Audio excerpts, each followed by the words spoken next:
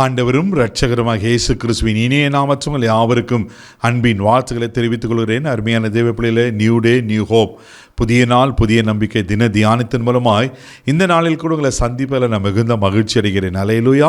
இன்றைக்கு கூட கர்த்தர் நாம் கொடுக்கிற வார்த்தை என்ன? மத்திய எழுதின சுவிசேஷம் 11ஆம் அதிகாரம் 28வது வசனம் கூட வாசிக்க கேட்போம்.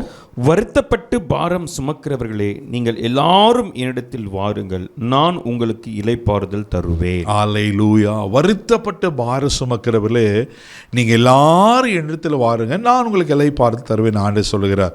தேவப்பிள்ளைகளே, இன்றைக்கி என்னோடு திட்டமாண்டர் பேசுகிறார் பிரதர். உண்மையிலே இன்றைக்கி ஒரு பெரிய பாரத்தோடு நான் காணப்பட்டேன்னு கலங்கி கொண்டிருக்கிறேன். அன்பு சகோதரனே சகோதரியே, உங்களுக்காகவே கர்த்தர் இந்த வார்த்தையை கொடுத்துருக்கிறார். என்ன காரியத்தில் வருத்தப்பட்டு வேதனைப்பட்டு கலங்கி ஒரு பெரிய பாரமாக இருக்குது கலங்கி கொண்டிருக்கிற அன்பு தெய்வ பிள்ளைகளை, பயப்படாதீங்க. நாம் தேவனிடத்தில் போயிடுவோம். ஆமேன். என்னிடத்தில் வாருங்களே நான் ஆண்டவர் கூப்பிட்றாருல, அவருக்கெல்லாம் போனால் அவர் நம்மளுக்கு கைவிட்டுவாரா?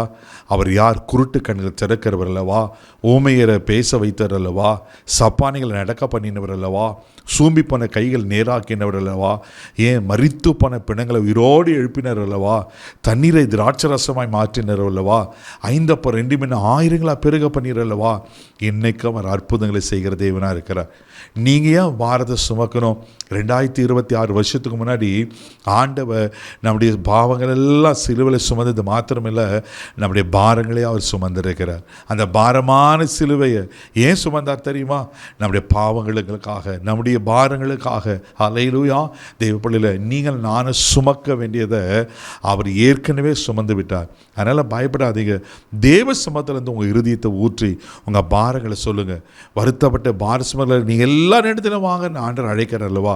ஆண்டவர்களை போகும்போது ஆண்டவர் நிச்சயமாக அந்த பாரங்களை எடுத்து போட்டு ஆசிரியருக்கு உண்மையில் இருக்கிறார். ஒரு பிள்ளைகளை குறித்த பாரமாக இருக்கலாம், கணவனை மனைவி குறித்து, வேலை சத்தில் இருக்கிற காரியங்கள், ஐயோ இன்னும் என் பிள்ளைக்கு திருமணம் நடத்தலையே, இன்னும் என் வீடு இல்லையே, ஒரு என்னென்ன காரியத்தை எதை குறித்து கலங்கி வருத்தப்பட்டிருக்கிறீங்களோ, இன்றைக்கி ஆண்டவங்களை பார்த்து சொல்கிறாரு, நான் உங்களுக்கு இளைப்பாறுதல் அப்படின்னு, சமாதானத்தை அப்படின்னு, சந்தோஷத்தை அப்படின்னு, ஆசீர்வாதத்தை கொடுப்பேன்னு ஆண்டு சொல்லுகிறார். ஆமென். லூக்கா சுவிசேஷம் 4ஆம் அதிகாரம் 40வது வசனத்தில் வாசிப்பீங்கன்னா இப்படியா சொல்லப்பட்டிருக்கு. வாசிக்க கேட்போம். சூரியன் அஸ்தமித்த போது ஜனங்கள் எல்லாரும் தங்களுக்குள்ளே பல பல வியாதியினால் வருத்தப்பட்டவர்களை அவரிடத்தில் கொண்டு வந்தார்கள்.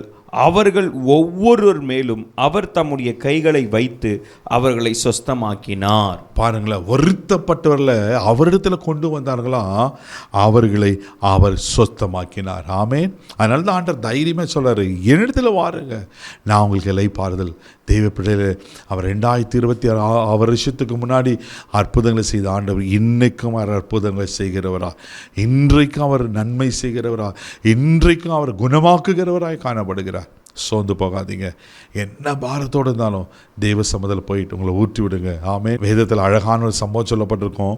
மார்க்கு சுவிசேஷம் 5ஆம் அதிகாரம் 26ஆம் வசனங்களை வாசிக்க கேட்போம். அநேக வைத்தியர்களால் மிகவும் வருத்தப்பட்டு தனக்கு உண்டானவைகளை எல்லாம் செலவழித்தும் சற்றாகிலும் குணமடையாமல் அதிக வருத்தப்படுகிற பொழுது, பாருங்க, 12 வருஷமா பெரும்பாடுள்ள ஸ்திரீ பாருங்க, 12 வருஷம் உதிரத்தின் ஊரில் கஷ்டப்படுறா, வருத்தப்படுகிறா, அநேக வைத்தியர்களை போடுறா, பணத்தை செலவு பண்ணுறா, ஒரு பிரயோஜனமே இல்லை. வேதனை மேலே வேதனை, வருத்தம் மேலே வருத்தம், சரீரமும் பலவீனம் அடைகிறது. இப்படிப்பட்ட சூழ்நிலை தான் இயேசுவின் வஸ்திரத்தை ஓரத்தை தோடுறா. தேவப்படியில் ஆண்டவர் சுகமாக்குறதை நம்ம அறிந்திருக்கிறோம். இன்றைக்கும் நீங்கள் அவரை பற்றி கொள்ளுங்கள், அவரை சார்ந்து கொள்ளுங்கள். அது 12 வருஷமாக இருக்கலாம், 18 வருஷமாக இருக்கலாம், எத்தனை ஆண்டுகள் ஆனாலும் ஆண்டவரால் குணமாக்க முடியும், ஆண்டவரால் அற்புதங்களை செய்ய முடியும். உங்கள் மேலே இருக்கிற பாரத்தை, பாவம் என்ற பாரம், சாபம் என்ற பாரம், வியாதி என்ற பாரம், எப்பேற்பட்ட பாரம் அதால் நீக்கி உங்களை ஆசீர்வதிக்க உண்மையில் இருக்கிறார், உங்களை குணமாக்க உண்மையில் இருக்கிறார். கண்களை மூடி நம்ம ஜெபிக்கலாம். அன்பு தகப்பனே, உமக்கு நன்றி சொல்லி நம்ம துதிக்கிறோம், ஸ்தோத்திரம்ப்பா. வருத்தப்பட்டு பாரம் சுமக்கிறவில்லை, நீங்கள் எல்லார் இடத்தில் வாருங்கள் என்று நீர் எங்களை அன்பாய் அழைக்கிறீர். ஆண்டவரே, எங்களுக்கு இளைப்பாறுதல் ஸ்தலம் நீங்கள் தான்ப்பா. எங்களுக்கு உண்மையான சமாதானத்தை, உண்மையான இளைப்பாறுதல் தருகிறவர் நீர் ஒருவர் மாத்திராப்பா. ஆண்டவரே, யார் யார் என்ன பாரத்தோடு இருந்தாலும் இன்னைக்கு நீங்கள் ஒரு அற்புதத்தை செய்து அங்கே பாரத்திலிருந்து விலக்கி அதில் ஆசீர்வதிக்கும்படியாக ஜெபிக்கிறோம். கிருபையில கரத்தில் ஒப்புக்கொடுக்கிறோம். பாதுகாத்து வழி நடத்தும். மகிமை உமக்கு செலுத்துகிறோம். இயேசுவின் மூலம் ஜெபக்கிற பிதாவே, ஆமென். அவர் உங்களுக்கு பாரங்களை நீக்கி உங்களை ஆசீர்வதிக்க உண்மையில் இருக்கிறார். God bless you.